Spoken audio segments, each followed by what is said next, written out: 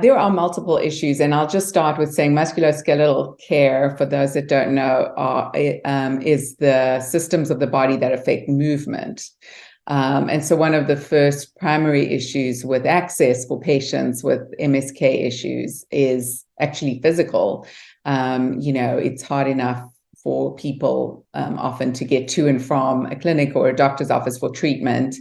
And then if you layer on top of that their issues, moving, which is, the nature of the problem, that really makes some of the physical barriers to care quite prescient. But additional access issues include financial barriers. So, the cost of transportation, the cost of lost work time or lost wages, the need to have childcare, for example, if somebody has to be at a treatment.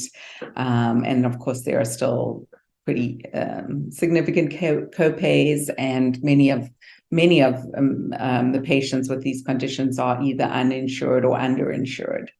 So those are the financial barriers I see. And then there's also health literacy and language. And so as with all aspects of healthcare, many patients, I think it's more than 1/3 of Americans, have low health literacy.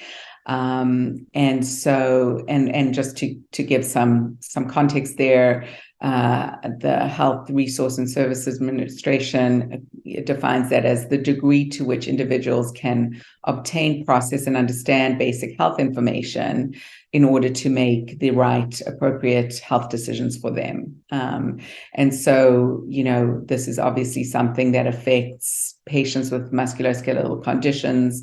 At Force, a lot of our patients are over the age of 60, and so they have some issues with age or vision.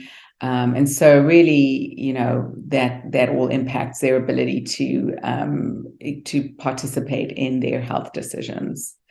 And then, further to that, fluency in English. So, language issues. More than 13% of the American population speaks Spanish as a first language at home, and 8% of the population has limited proficiency in English. So those factors can all impact access to health care and health information.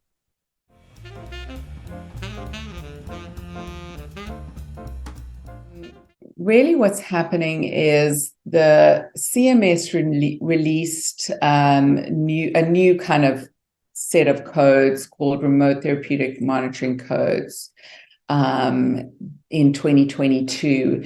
And really these are focused on musculoskeletal and respiratory conditions. And it really signals that CMS is acknowledging the utility and benefit of patient-reported non-physiological data that can be transmitted digitally from wherever they are, so their homes, their nursing facilities, wherever they may be.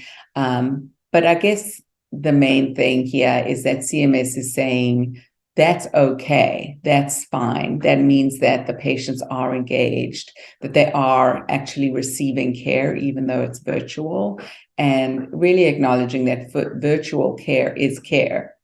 And so, as we think about the access issues, especially rural or low-income patients, there are multiple barriers to in-person care and substantial costs, as we mentioned. So, with just a relatively small copay for some of these patients, remote therapeutic monitoring codes enable them to still participate in health information that they need to improve their care. It enables them to be in communication with their care team without having to be there physically. And so it really helps open up their ability to get care from true providers, regardless of their access barriers.